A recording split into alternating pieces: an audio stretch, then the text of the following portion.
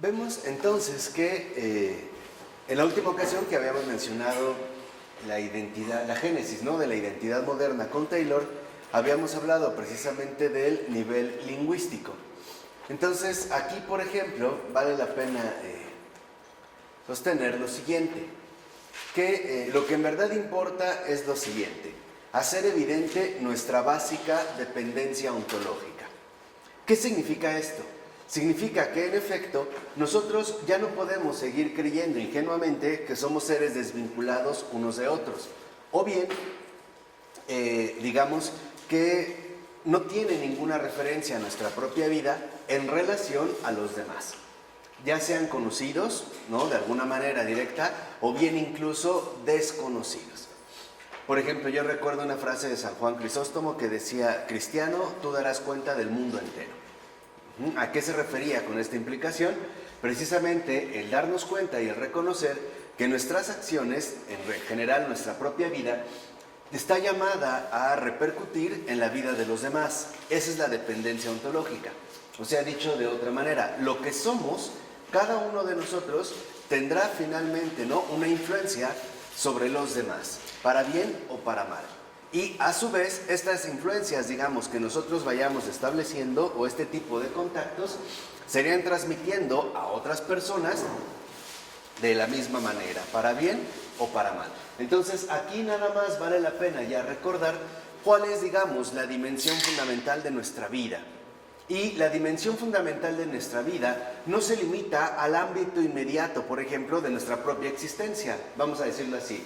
Quien puede plantear a lo mejor el proyecto de su vida siguiendo ciertos cálculos o ciertos planes. En realidad, esto solo es una mínima parte de lo que cada uno de nosotros está llamado a realizar. ¿Por qué? Porque lo que nosotros finalmente somos se va a tener que ver reflejado en todos los demás, ¿no?, de manera general. Entonces, los estadounidenses, por ejemplo, han propagado la idea moderna de abandonar el hogar, precisamente fomentando lo contrario a esta dependencia ontológica. El joven ha de marcharse, abandonar el entorno paternal para conseguir por sí mismo su sitio en el mundo. Y esto, de hecho, forma ya parte de una tradición. Entonces, esto es, digamos, algo que los estadounidenses empezaron a promover o a fomentar, ¿no?, que los jóvenes o los hijos a temprana edad, es decir, lo antes posible, se independizaran, saliendo de casa para ganarse su propio sitio en el mundo, ¿no?, valorar, trabajar, etcétera, etcétera, etcétera. Entonces, esta tradición moderna, donde vemos que incluso este tipo de abandono implica rechazar las ideas políticas, sociales o religiosas de los propios padres. O sea, vivimos una cultura en la que en efecto tal parece que la emancipación se fomenta constantemente, ¿no? Y entonces el joven tiene que aprender a adoptar una postura independiente. De hecho, eso es justo lo que se espera de ellos ya por tradición, al hablar en este caso de los estadounidenses, ¿no? ¿Qué quiere decir? Que aquí la cultura, precisamente, que hoy domina, va en sentido contrario. En lugar de fortalecer los vínculos humanos, que de hecho nos vinculan a todos y cada uno de nosotros, más bien se pretenden anular o negar, dando paso a una falsa idea de autonomía, ¿no?, de que cada quien finalmente lo que viva o lo que realice se quedará, digamos, limitado a su propio ámbito individual, ¿no?, según, digamos, su propio entorno. Lo que nos está recordando Taylor es que esto es completamente falso. ¿Por qué? Porque nuestra vida gira en torno alrededor de muchas otras personas, de una o de otra manera. En ningún momento estamos nosotros aislados. Por ejemplo, pensemos el caso, no sé, de un hogar donde quizá la madre se enamora de otro hombre y deja el hogar, o abandona el hogar. Esto no solo va a perjudicar, por ejemplo, al papá obviamente y a los hijos, también va a afectar a las familias correspondientes, además a los amigos de los hijos que se ven perjudicados, o a los novios o a las novias que están atravesando esta situación, y así a su vez a las mamás de estos novios de los hijos, etcétera, etcétera, y se empieza a hacer finalmente como un vínculo demasiado amplio. Entonces, una de las cosas que hemos perdido y que es muy importante recuperar es darnos cuenta o retomar la conciencia de que nuestra vida está llamada a repercutir en un montón de gente que probablemente ni siquiera conocemos. No, que probablemente ni siquiera conocemos y que no vamos a conocer. O sea, no solo, vuelvo a insistir, se refiere a lo que nosotros compartimos de inmediato. ¿Por qué? Porque como personas nosotros somos fuentes de transmisión. ¿Qué significa esto? Que nosotros transmitimos de alguna manera lo que nosotros mismos somos, ¿no? ¿A quiénes lo transmitimos? Pues a las demás personas, nos guste o no, lo queramos o no. Eso es algo que nosotros finalmente vamos realizando. Es como una flor que al abrir transmite un aroma, ¿no? Comparte su propia fragancia. Ahora, independencia e identidad entonces se pretenden conjugar. ¿Qué significa? Que aquí, contrariamente a lo que nosotros estamos mencionando, tal parece que se menciona lo contrario. O sea, mientras más independiente seas, más identidad adquieres. Pero este es un modelo, vuelvo a insistir, estadounidense. Es un modelo gringo que va en contra, digamos, a favor de otros intereses diferentes. Entonces, en el modelo occidental, basado en la independencia individual, conlleva a que nos definamos erróneamente como individuos separados. Y de hecho, esa es considerada hoy en día la única manera correcta de ser. O sea, que estemos desvinculados unos de otros. En gran medida, esta es una, digamos, de las crisis fundamentales de las relaciones humanas de la actualidad. Justamente el concebirnos como individuos separados. Hoy, por ejemplo, puede darse que a lo mejor un hombre y una mujer, o dos hombres o dos mujeres, o qué sé yo, decidan vivir juntos, pero con proyectos alternativos. O sea, comparten un techo, es verdad. A lo mejor comparten un colchón, comparten una cama, comparten ciertos espacios, pero cada uno de ellos tiene una vida absolutamente independiente. De tal manera que entonces nunca logran conjugar un proyecto decididamente en común. Entonces lo que quiero que vean es que hoy lo que se fomenta es la falsa, ¿no?, conjugación de independencia e identidad. Y hoy lo vemos desde el hecho de que cuando la situación económica ha obligado, por ejemplo, a que ambos trabajen, el papá y la mamá, entonces empiezan a gestar diversos niveles de cierta competencia, ¿no? Se empieza a hablar de que, bueno, yo trabajo, yo tengo que hacer esto, yo también trabajo, entonces esto a mí me toca, y cada quien va desarrollando como su propia vida. O sea, aquí ocurre lo que yo ya les había comentado en unas clases anteriores. Lo que sucede es que hoy está imperando el viejo lema romano, ¿no? Divide y vencerás. Y eso es lo que hoy en día se está aplicando. Divide y vencerás. Hoy en día, en efecto, el establecer una verdadera comunidad estaría totalmente fuera de lugar en base a los principios que aquí se están estableciendo. Por ejemplo, el hecho de la separación y que cada quien entonces, por ejemplo, busque, ¿no?, la adquisición de sus propios fines.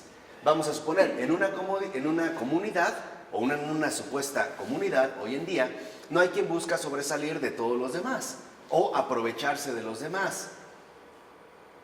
Y aquí vemos, por ejemplo, lo contrario a lo que se conocían como las primitivas o las primeras comunidades cristianas, que lo tenían todo en común.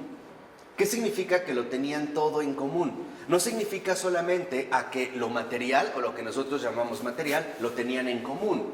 Entonces mi esposa es la esposa de todos. No se refiere a eso. Se refiere a que lo tienen todo en común. Por ejemplo, carencias, preocupaciones, desafíos, también gustos, éxitos, recompensas, gozos, etc. Eso significa que lo tenían todo en común. Por ejemplo, no habría necesidad precisamente de pedir ayuda en una situación concreta, porque la comunidad ya sabe las necesidades que una persona está atravesando en ese momento. Eso es tenerlo todo en común. O sea, ¿qué quiere decir? Que precisamente se tiene en común la vida comunitaria que se lleva a cabo.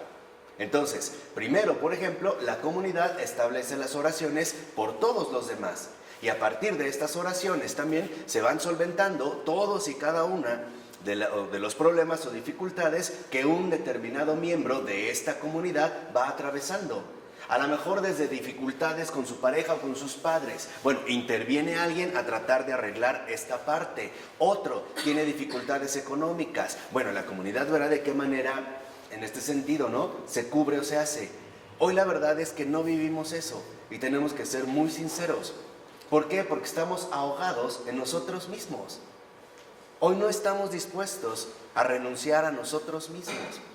Y esto nos impide realmente vivir un auténtico espíritu comunitario. Hoy no vivimos una verdadera comunidad. Hoy vivimos reuniones organizadas de ciertos individuos. Y esa es una cuestión totalmente distinta. La diferencia entre una comunidad y una reunión es que en la reunión hay varios individuos que se juntan para compartir un determinado espacio. Pongamos un ejemplo, San José, donde estamos dando ahorita las clases. ¿A qué venimos? No tenemos el mismo propósito. Algunos vendrán a aprender algo, otros vendrán porque los traen o porque los obligan, otros vendrán porque definitivamente pues, no tienen otra cosa mejor que hacer, otro vendrá para ver qué encuentra, otro vendrá porque quiere aprender y hacerlo. O sea, es tanto como decir que aquí cada quien de alguna forma viene por lo suyo. Y es sincero, o sea, porque es parte de lo que estamos viviendo, o sea, es parte precisamente de nuestra moderna organización social. ¿Y cómo sería comunitariamente? Cuando se tiene un principio compartido, o sea, cuando tenemos claramente compartidos los objetivos que estamos buscando. Pues sí, sí los tenemos. ¿Cuáles? A ver, dime. No, tanto como profundos no. No los hay. O sea, ¿por qué no los hay? Porque nuestra propia... una vida cristiana. Pero hoy, ok, venimos para aprender a vivir una vida cristiana. Ni siquiera tenemos claro qué es una vida cristiana. Por eso. O sea, desde ahí, o sea, se supone que si yo vengo a vivir una vida cristiana, sé lo que es la vida cristiana, que me daría en la iglesia, y sabría entonces cuáles son los aspectos, por ejemplo, en los que yo tendría que avanzar, o en los que yo tendría, por ejemplo, que mejorar. Pero mejorar no para mí, mejorar finalmente para los demás, porque ahí es donde está nuestro verdadero impacto. O sea, lo que quiero que vean es que nuestra vida depende de los demás y se da a partir de los demás. Por ejemplo, ningún ser humano es bueno por sí mismo. Solo será bueno en base a los demás, ¿o no? Lo mismo malo, nadie es malo por sí mismo. Será malo en base de su relación con los demás. Digámoslo a grandes rasgos. ¿Cuándo somos malos? Pues cuando fallamos a los demás. ¿Cuándo somos buenos? Pues cuando ayudamos a los demás. Ahí es donde se da precisamente esta relación. Entonces, si esta ayuda, por ejemplo, está detectada, ¿no?, de manera clara, vemos que este modelo occidental justamente va en sentido opuesto. Hoy no se busca que haya intereses compartidos, o sea, realmente fines comunes, ¿no?, o en común. Hoy lo que se busca es que haya desvinculación. ¿Cómo se ha alcanzado? Por decirlo así, ya brevemente. ¿Cómo es que se ha logrado alcanzar la desvinculación? A través de fomentar la falsa idea de los intereses individuales. O sea, cada quien lo suyo. Pongamos un ejemplo. Yo quiero construir, tengo la capacidad económica para construir un determinado hotel en una zona ecológica.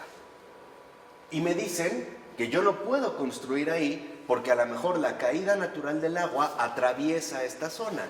Si yo construyo, lo que voy a hacer es hacer un bloqueo y esa caída natural la voy a tener que desviar a donde se vaya, ¿no? Entonces, ¿esto qué va a provocar? Inundaciones, como las que vimos en Acapulco y en otras zonas. Y es debido a estas construcciones. Además, se les dijo, ahí no pueden construir. Les valió. Pero no solo les valió a los que tenían estos proyectos, a los que concedieron las licencias, ¿o no? Sí, y también a los que estaban dispuestos a comprar en una zona que de hecho perjudica a alguien más, como ocurrió en Santa Fe y en Interlomas. El pueblo de Santa Fe se quedó sin agua y sabemos por qué. No hay por qué engañarse. O sea, eso es lo que quiero que vean. ¿Por qué?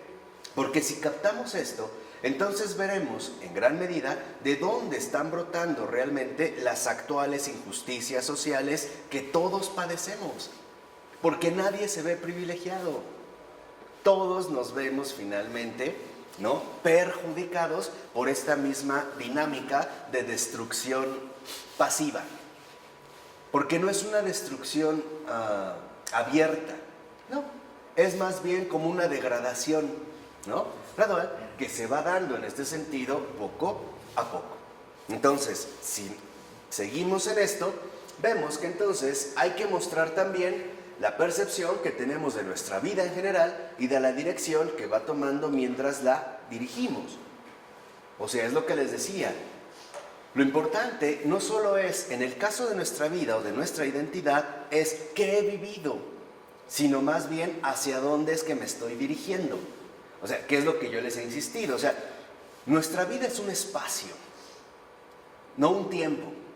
Nosotros la tendemos a ver como un tiempo, ¿no? Mi vida no, pues tantos años. Es un espacio. ¿Por qué un espacio? Porque la vida se define en base a los movimientos que me han traído hasta aquí. O sea, es lo que les decía, para saber quién eres, necesitas saber tres cosas. Primero, ¿cómo llegué hasta aquí? O sea, ¿qué es lo que he vivido?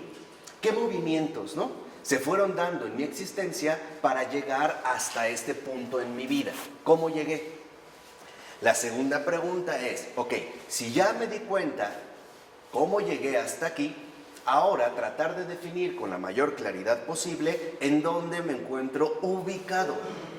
Identidad es ubicación. ¿Dónde estoy ubicado en este preciso momento? ¿Vamos bien? Y la última es, bueno, ¿hacia dónde me dirijo? Porque ya traemos un ímpetu, vamos a decirlo así, ya venimos encarrerados. Y aquí es cuando nosotros empezamos a darnos cuenta que en efecto esta orientación es fundamental cuando queremos realmente reorientar nuestra propia existencia. Pongamos un ejemplo muy sencillo. Yo he llegado a hacerme sumamente enojón. Me enojo por todo y por nada. Cualquier cosita me hace explotar. Bueno, estas han sido estructuras que yo he ido adquiriendo a lo largo del tiempo y me han traído hasta este momento. Ahora, si yo sigo así, en esta misma línea, ¿en dónde voy a acabar? ¿Dónde voy a terminar? Ya lo podemos entrever. Aquí es el momento donde nosotros tendríamos que reorientar toda nuestra existencia. O sea, tenemos que replantearnos hacia dónde estoy yendo. ¿Qué quiere decir? Que en el caso de la existencia no solo cuenta el pasado, pesa más el futuro que lo que hemos vivido. ¿Qué pasó, Sergio? Ya lo has dicho. O sea, San Agustín, cuando habla de su teoría del tiempo, pues dice, bueno, en primer lugar, el tiempo, es decir, para Dios no existe el tiempo, pero nosotros hemos inventado el tiempo como concepto, y ese solo se puede definir en función del pasado y el futuro, lo que tú decías. Es decir, sí habrás un inicio y un final, ¿no? Pero él se refiere a eso. O sea, la teoría de San Agustín en materia del tiempo no está muy clara, pero se acerca a lo que estás tú diciendo, la relación del pasado, del presente y el futuro. Claro, o sea, esto es muy importante. ¿Por qué? Porque al considerarnos seres desvinculados, también pensamos que nuestra trayectoria de vida está fragmentada. Por ejemplo, que el pasado ya pasó y que no tiene nada que ver con mi actual presente y que mi futuro es incierto, no sé hacia dónde me dirijo y que yo tendré que ir decidiendo sobre la marcha. O sea, hoy vivimos una verdadera fragmentación a todos los niveles existenciales que tenemos. Y lo que tenemos que recuperar es nuestra auténtica ubicación de vida. Porque si algo tiene mucho peso es, en este sentido, el futuro. Ahí es cuando nosotros ya podemos adelantarnos, por así decirlo, a lo que va a ocurrir. No necesitamos ir con Walter Mercado o algún otro brujo a que me lea las cartas. En base a los pasos que yo he dado, ya sé a dónde me dirijo. Es como un niño. Un niño se sube a una barda y el papá lo ve y le dice, te vas a caer. Ya sabe hacia dónde va. No es que realmente quiera que se caiga, es que ya está previniendo, ¿no?, lo que va a suceder, ¿o no? Sí, te vas a caer. Cuando se cae, el papá le dice, ya ves, te lo dije, te dije que no te subas, bla, bla, bla, bla. Bueno, o sea, tendremos que ir entonces asumiendo un proyecto de vida de enseñanza-aprendizaje, ¿no? Tendremos que ir aprendiendo. Pero algo que es bueno es que nosotros también tengamos puestas nuestras reales expectativas hacia futuro. No solo me conforme con lo que ha pasado, sino bueno, ahora, por ejemplo, ¿no?, voy a transferir mis verdaderas expectativas al futuro. Pero tiene que ser un futuro, o sea, un futuro real, no un presente más o menos alargado. Porque hoy nuestras expectativas en general tienden a ser de muy corto plazo. A lo más a lo que llegamos es a un mediano plazo. Cuando realmente las expectativas que pesan en la vida son expectativas de muy largo ¿qué? Plazo. Es a muy largo plazo. Y no puede ser algo que sea, digamos, tan de inmediato, ¿no?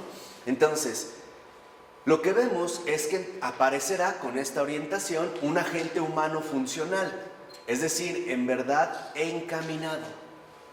Es un poco lo que nosotros sugerimos cuando reconocemos que todo lo que nosotros realizamos trae consecuencias, ¿no? O va a generar una serie de consecuencias. Entonces, lo que necesitamos nosotros es ir en verdad encaminados. Saber, por ejemplo, hacia dónde me dirijo. Porque si yo sé hacia dónde me dirijo en el futuro, entonces yo puedo tener criterios para irme reorientando en esta trayectoria. Por ejemplo, dijimos que yo me había vuelto muy enojón.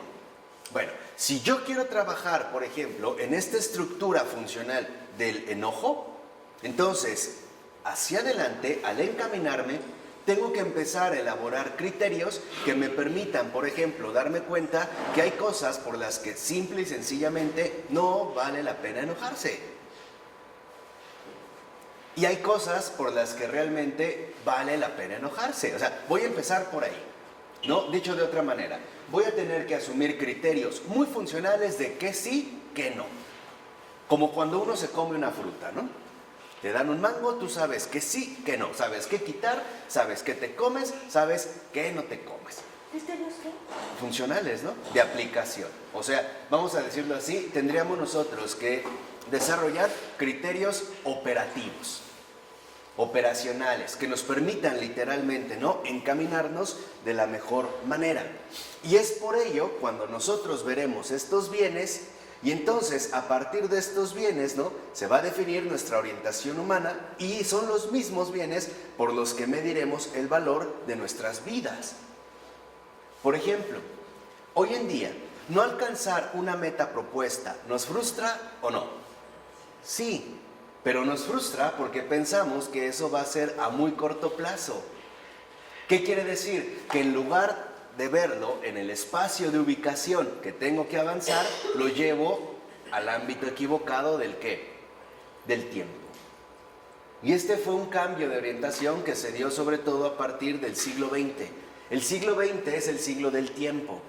Incluso lo puedes ver, por ejemplo, en la literatura, ¿no?, hablando del tiempo, ¿no? Un Marcel Proust hablando de En busca del tiempo perdido. Martin Heidegger, ser y tiempo, el tiempo, el tiempo, el tiempo. Duración con Bergson, tiempo, tiempo, tiempo. Y esto nos hizo perder de vista que nuestro desarrollo de vida no depende del tiempo, depende del espacio. Y no es el espacio en el cual nos movemos, sino del desarrollo gradual de nuestra propia existencia. O sea, ¿hacia dónde es que en este sentido yo me voy moviendo? ¿Por qué? Porque entonces va a tener que ver dónde me estoy situando o ubico. O sea, ¿qué tanto estoy entrando en contacto con él? ¿Qué tanto me estoy encaminando? O, dicho de otra manera, ¿qué tanto me estoy desviando? Pero para ello debo de tener, por ejemplo, una ubicación. Por utilizar quizá un recurso muchísimo más accesible a nosotros, el GPS. El GPS me late porque es espacial. Secundariamente es el tiempo, pero todos sabemos que el tiempo exacto de un GPS no es tal, es una estimación, pero hay muchos otros factores que no se cuentan. Pero lo que me gusta es que es espacial, entonces tú sabes a dónde vas, ¿no? Si por alguna razón tú te desvías, te muestra una ruta alternativa, pero no te cambia el destino.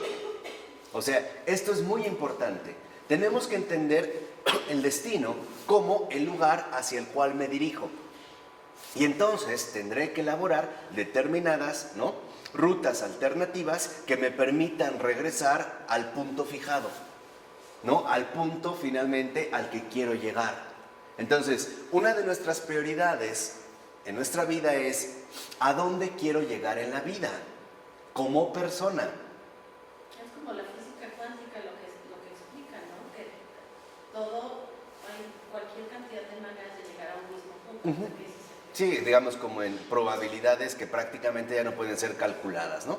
Pero que al menos tendrían como prioridad un fin. ¿Por qué vuelvo a insistir en esto? Porque nosotros también hemos descuidado otro aspecto fundamental, los fines. Y hoy nos concentramos mucho, por ejemplo, en los medios. Voy a poner un caso. Hoy hay muchos jóvenes que no se casan porque dicen que no tienen los medios. Porque no tienen casa, porque no tienen trabajo, pero no saben los fines a los que van. Cuando un fin sería compartir toda nuestra vida. Pase lo que pase, a pesar de ti, a pesar de mí. Entonces, si no tenemos claros los fines, entonces solo me voy a quedar con los puros, ¿qué? Medios. Ejemplo, ¿qué quiero ser en la vida? No, pues yo quiero ser director general de Coca-Cola Company. Ese es un medio, porque una vez que llegó dice, bueno, ¿y qué hago aquí? ¿Para qué? Ya llegué aquí y no estoy en mi lugar. Ahora quiero que otra cosa. Y esto se da precisamente porque no tenemos fines claros. O sea, ¿cuál es mi meta de vida? De vida. Lo demás serán medios. Ok, por ejemplo, yo quiero ser director de una empresa multinacional o transnacional. Bueno, pregúntate algo. ¿Para qué? Esto es lo que te ayuda a ubicarte demasiado. ¿Para qué? Por ejemplo, voy a ir a reclamarle a mi vecino. Hazte la pregunta, ¿para qué? ¿Realmente eso va a beneficiar o va a perjudicar? O sea, dirígete a los fines, no a los medios. No sé si me explico, ¿no? Lo mismo, ¿quieres un coche? Está bien, ¿para qué? ¿Cuál es la trascendencia de esto que en último término tú vas a adquirir o a tener? ¿Quieres una novia o un novio, o los dos? Porque estás confundido, ¿no? Con estos gustos exóticos contemporáneos. Profe, es que no estoy confundido. Ajá. No se hagan tontos, estoy probando, ¿no? A ver qué me gusta. Bueno, hazte una simple cuestión. ¿Para qué? ¿Para qué? Dime. ¿Por qué? Claro, es que el por qué me puede dar un aquí, pero el para qué es allá. O sea, el por qué es buscar una causa, ¿no? El otro es para qué. Ejemplo, ¿por qué atravesé esta dificultad? Puede haber situaciones. Esto y esto, ¿no? La regué, me precipité, no sabía, me aceleré. Ok, ya tengo un por qué. Ya tengo un hasta aquí. Pero el para qué me lleva a trascender la situación actual. Entonces, por ejemplo, tú te das cuenta de que, ok, ¿por qué atravesé esta dificultad? Porque me atonté. Ya, sin muchas explicaciones, ¿no? Me atonté, fallé en esto, no contemplé aquello, tal, ya está. Ahora, ¿para qué? O sea, ¿qué hay de provecho en esto que se está dando? Y ahí es cuando entra la dimensión de la fe, que es fundamental. Esto es lo que hace totalmente diferente la vida de un creyente de un no creyente. Los dos, tanto el creyente como el no creyente, pueden alcanzar el porqué. Pero el para qué solo puede venir de la fe.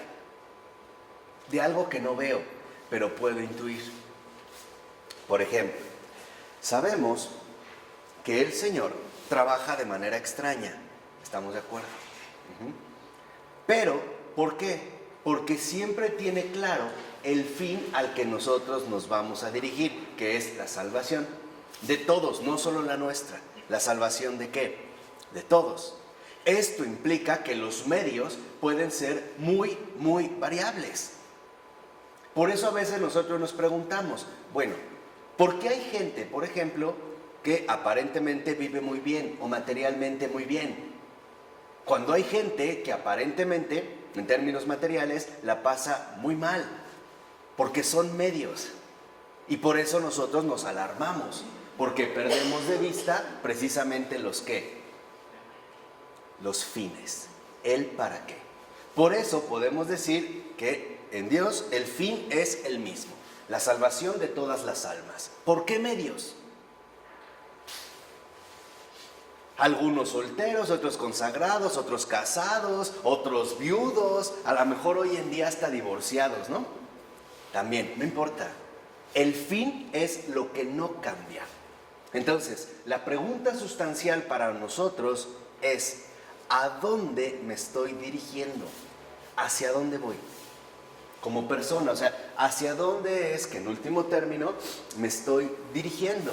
Porque esto es lo que realmente nos permite hacer una auténtica evaluación. Esto significa que ya nosotros podemos ser en este sentido, ¿no?, previsores. Y eso es lo que se busca hoy. Previsores. Que es un poco lo que hacen a veces los financieros, ¿no? Pero en un nivel muy, muy corto. O sea, te hacen un análisis donde se estipulan, digamos, los rangos más o menos, ¿no?, calculables de riesgos, pérdidas y beneficios. ¿Estamos o no? Y conste, yo no soy para nada financiero, pero capto que lo podríamos dar, ¿no? Riesgos, pérdidas y beneficios. Ok, hay unos rangos dados. Si se hace esto, pero hay un margen que no puedes prever, ¿no? Y eso serían los riesgos financieros. Por eso las quiebras, por ejemplo, de las bolsas, o gente que lo puede perder todo en un instante, ¿no? Porque hay algo imprevisible que tú no puedes controlar. Finalmente, la dinámica interna del propio mercado, ¿no?, que depende de muchos otros factores que no están a tu alcance. Pero ¿qué crees? Tú no eres una inversión, porque tú tienes algo central que el mercado no tiene, el mercado económico, bursátil sobre todo. Tienes voluntad. Y la voluntad es la que te permite a ti ir estableciendo, ¿no?, como estos lineamientos para poder cada vez más enderezarte de la mejor manera. Yo lo veo más bien como un auto que pierde la dirección y que si lo sueltas se va de lado. ¿Han visto? ¿No? Entonces hay que volverlo a ¿qué? A enderezar. Lo mismo nos pasa a nosotros. Si nosotros no estamos vigilantes, ¿no?, atentos sobre nuestro desarrollo de vida, es muy fácil que nos desviemos y nos empecemos a ir chueco. Nos vamos de lado. ¿A izquierda o qué? O derecha. Y luego lo que tenemos que hacer es precisamente ¿qué? Cambiar rumbo. Volver a centrarse. Eso se llama andar encaminado. No podemos ir tan derechitos como un soldado, porque nos vamos a estar desviando a izquierda o a ¿qué? O a derecha. ¿Qué es lo que el Señor nos había dicho? ¿Recuerden?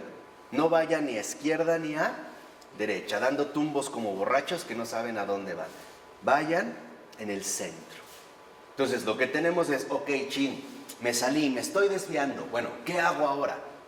Me vuelvo a centrar. Un ejemplo, me propuse ser más moderado con mi lengua, porque la verdad soy bien chismoso y hocicón, lengua floja, pico suelto. Sí, se me va rápido, ¿no? Hay personas que te dicen, no, a mi esposa ni le des cuerda, no, esta no tiene fin, se va. Como hilo de media, ¿no? Rapidito, y se va. Bueno, se propuso eso, ok, empieza a moderar. De repente, chin, otra vez ya le entró a la habladuría. Bueno, ¿qué volvemos a hacer? Volver a centrar. Me vuelvo a centrar, ¿no? A ver, yo estoy trabajando en esto, no quiero incurrir en esto, etc. O los que comen muy poco, que hoy es una tendencia también polarizada. Hoy no solo están los glotones, sino los que no quieren comer absolutamente nada.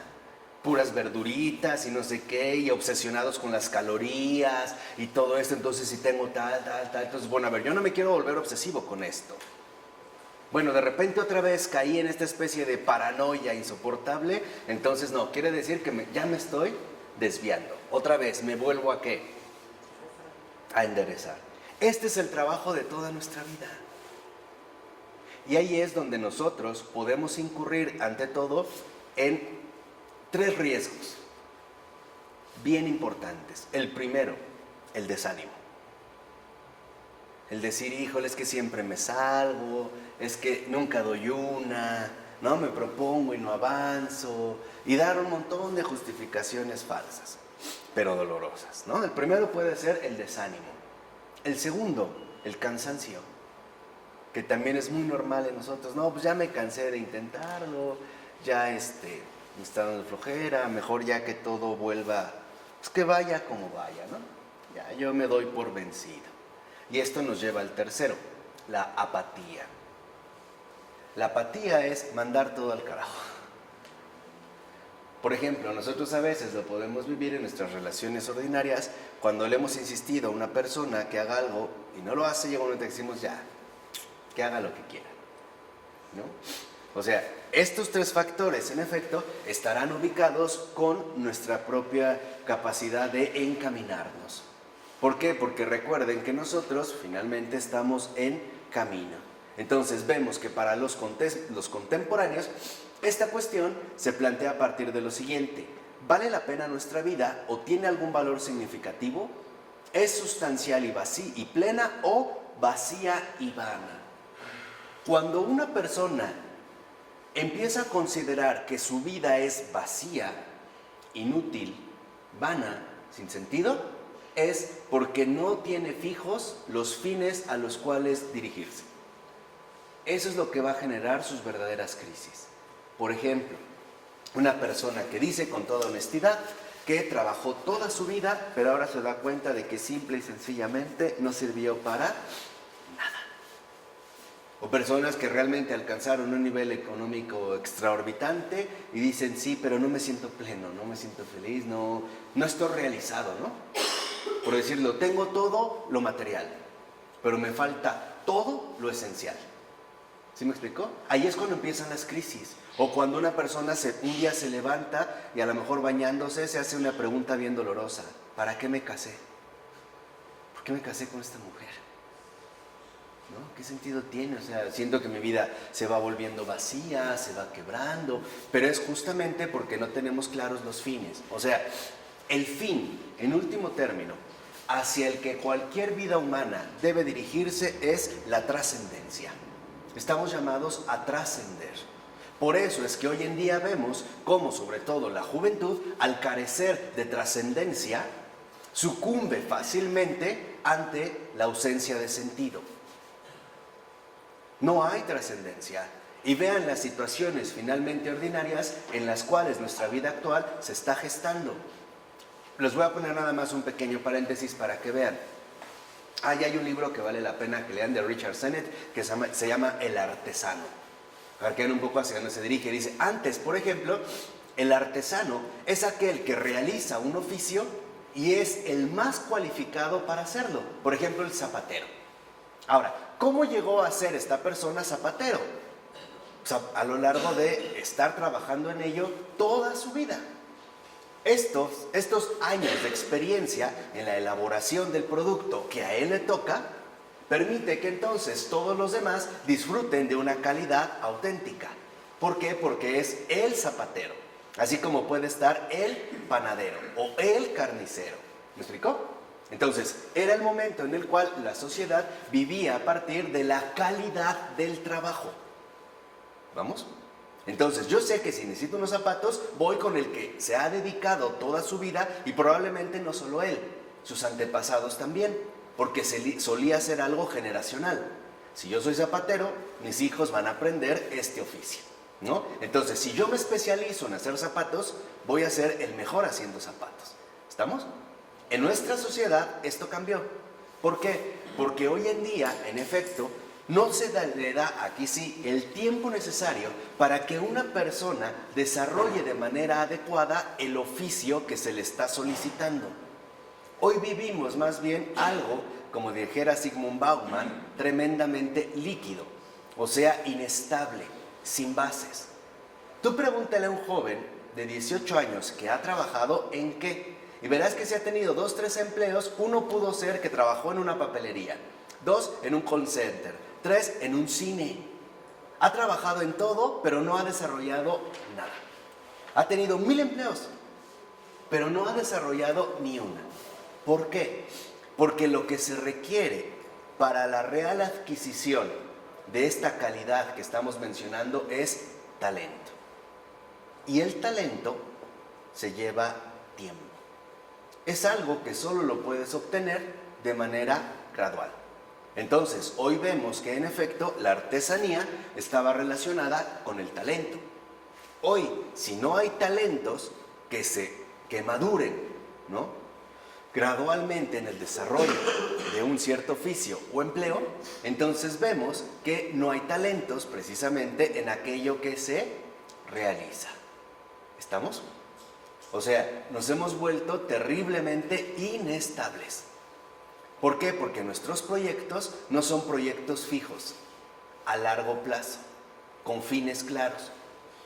Son más bien proyectos a corto, mediano plazo para poder salir al día con día con expectativas muy cortas. Por ejemplo, hay quienes piensan únicamente trabajar teniendo como criterio el sueldo que van a percibir.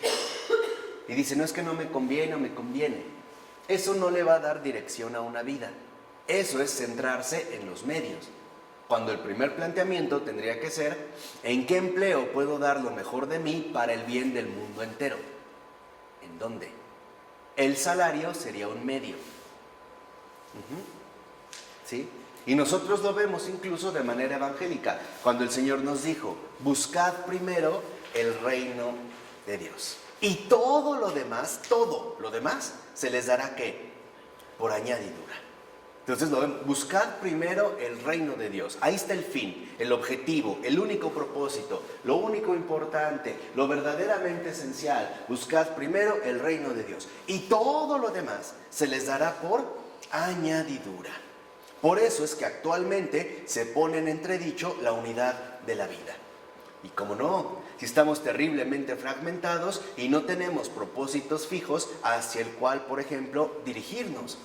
Por eso es que hoy vemos tanta precocidad, por ejemplo, en los noviazgos. Muchachitos que duran semanas, meses y andan con una y con otra y con otra y con otra y con otra. Entonces cuando yo hablo con ellos y les leo su currículum, les digo, bienvenido al club del fracaso. Date cuenta, a tu edad, 20, 21 años, 18, 22 años, ¿cuántos novios has tenido? 10. 10 fracasos a tu vida.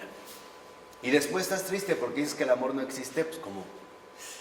¿Sí me explico? Y esto es coherente. Entonces, obviamente, ya mis expectativas en este sentido se van minimizando. O sea, se van en este sentido eliminando. Entonces, si tenemos esto claro, vemos que no podemos seguir ya este tipo de imágenes específicamente modernas que en último término atentan contra el desarrollo mismo de nuestra propia existencia. ¿Vamos bien? ¿Sí?